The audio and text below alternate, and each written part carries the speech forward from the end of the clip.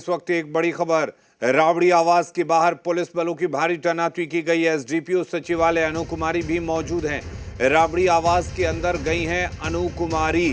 तो आपको बता दें कि जिस तरह से राबड़ी देवी ने कहा कि वो आवास नहीं खाली करेंगी, चाहे सम्राट चौधरी पूरे बिहार के फोर्स को बुला लें। उसके बाद इस पर जमकर राजनीति भी हुई और अब राबड़ी आवास पर बड़ी संख्या में पुलिस बल की तैनाती की गई है। आपको बता दें कि राबड़ी आवास को 10 सर्कुलर रोड को खाली करने का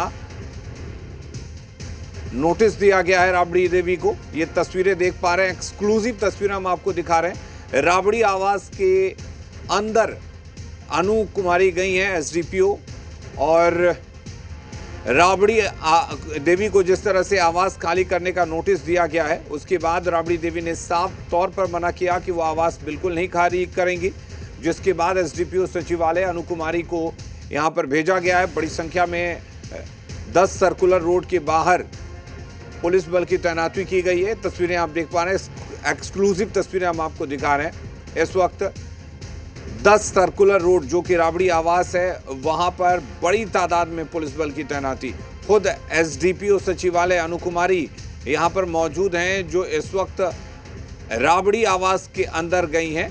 काफ़ी दिनों से राबड़ी देवी को ये जो बंगला है, ये जो जगह है, आवंटित किया गया था, लेकिन अब जब भवन निर्माण विभाग ने यहाँ पर नोटिस दिया, उसके बाद अब राबड़ी आवास को खाली करने की कोशिश की जा रही है। प्रिंस हमारे साथ जुड़े हुए हैं। प्रिंस, हम देख पा रहे हैं तस्वीरों में बड़ी तादाद में यहाँ पर पुलिस फोर्स की तैनाती की गई है, लेकिन सवाल ये है कि जिस तरह से राबड़ी देवी ने साफ कह दिया है कि सम्राट चौधरी पूरे बिहार के फोर्स को बुला लें, वो आवास खाली नहीं करेंगी, तो क्या राबड़ी देवी इस आवास के अंदर हैं और क्या कुछ यहाँ पर हो रहा है इस वक्त? जी बिल्कुल, देखिए राबड़ी देवी आज 12 बजे दिल्ली से पटना पहुंची हैं। अपने पोते के जन्मदिन में गई थी और पटना पहुंचते ही राबड़ी देवी ने कहा कि देखिए सम्राट चौधरी कितना भी फोर्स बुलवा ले, पूरे बिहार के फोर्स लगा ले, हम बंगला नहीं खाली करेंगे। उसके बाद जो रिएक्शन था, जो बंगला खाली करने के बाद राबड़ी देवी ने दिया, उसके बाद सरकार का अब एक्शन शुरू हो गया है। राबड़ी आवास के बाहर हम मौजूद हैं और कुछ ही देर पहले राबड़ी आवास पर एसडीपीओ अनु कुमारी पहुंची थी और सचिवालय थाने की पुलिस पहुंची थी और भारी पुलिस बल की तैनाती कर दी गई थी। और देखिए यही वो आवास है जो राबड़ी देवी का आवास है, और इसी आवास को खाली करने को लेकर नोटिस दिया गया था भवन निर्माण विभाग के द्वारा, और ये आवास नंद किशोर राम को लेकर अलर्ट किया गया है। और अब ये आवास को लेकर लगातार जो हाई वोल्टेज ड्रामा है वो देखने को मिल रहा है। एक तरफ राबड़ी देवी है जो कह रही हैं कि ये आवास हम खाली नहीं करेंगे, दूसरी तरफ है सरकार है जो कि इस बंगले को खाली करने का अल्टीमेटम दे दिया है। बीते दिन राबड़ी देवी को नोटिस भी मिल गया है और अब ये आवास आवंटित भी कर दिया गया है। सम्राट कैबिनेट के जो मंत्री है नंद किशोर राम, उनको ये आवास आवंटित कर दिया गया है। और अभी मौके पर एसडीपीओ अनु कुमारी पहुंची थी, पुलिस बल की तैनाती की गई थी और सचिवालय थाने के पुलिस भी यहां पर पहुंचे थे और राबड़ी देवी से अंदर जाकर एसडीपीओ अनु कुमारी मुलाकात की है। राबड़ी देवी अभी अंदर मौजूद हैं। लालू प्रसाद यादव और तेजस्वी यादव जो रूटीन चेकअप है, लालू प्रसाद यादव की तबीयत जो खराब थी उसको लेकर वो सिंगापुर में मौजूद है। बिल्कुल प्रिंस, सवाल ये भी है कि कब तक का वक्त दिया गया है राबड़ी देवी को 10 सर्कुलर रोड खाली करने के लिए?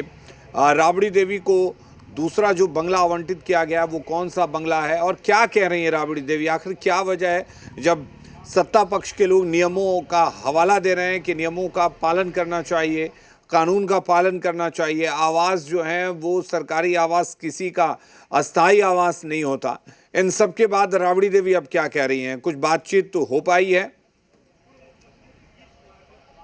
जी बिल्कुल, राबड़ी देवी साफ तौर पे कह रही है कि देखिए इस आवास में लंबे समय से हम लोग रह रहे थे और इस आवास में बिहार के 2 पूर्व सीएम इस आवास में रहते हैं, तेजस्वी यादव भी रहते हैं, तमाम जो लालू परिवार के लोग हैं रहते हैं और कई ऐसे जो नेता हैं जिनको आवास सरकार ने आवंटित कर रखा है, वो ना ही विधायक हैं, एमएलसी है और ना ही सरकार में मंत्री है, उनको किस हैसियत से आवास अलॉट किया गया है, इसको लेकर विपक्ष सवाल कर रहा है। और ऐसे में अब राबड़ी देवी जो कि बिहार विधान परिषद के विरोधी दल के नेता हैं, उनको 39 नंबर जो हार्डिंग रोड में आवास है उसे आवंटित किया गया है। और लगातार अब सत्ता पक्ष और विपक्ष आमने सामने है। दूसरी तरफ विपक्ष का आरोप है कि सत्ता के हनक में ये सरकार इस तरह की फैसला ले रही है और सरकार ज़बरदस्ती दबाव बना रही है हम लोग को आवास खाली करने के लिए, जबकि कई ऐसे नेता हैं जिनको आवास आवंटित किया गया है और ना ही वो बिहार में विधायक हैं,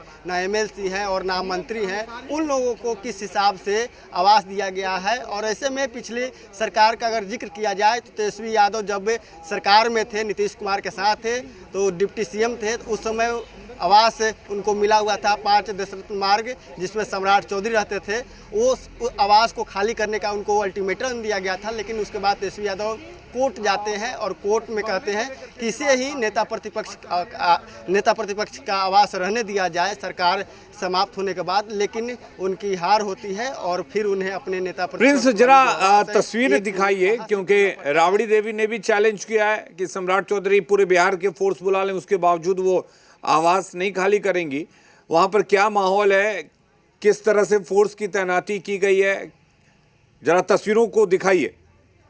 जी बिल्कुल देखिए, अभी फोर्स तो यहाँ से हटा ली गई है। अनु कुमार जो एसडीपीओ थी, अनु कुमारी, उनके साथ सचिवालय थाने के पुलिस पहुँची थी और साथ ही अनु कुमारी के साथ अतिरिक्त पुलिस बल थी और अब वो फोर्स से हटा लिया गया है। लेकिन अंदर जाकर अनु कुमारी जो एसडीपीओ है वो मुलाकात करती है राबड़ी देवी से और रिक्वेस्ट करती है कि आप इस आवास को खाली कर दीजिए।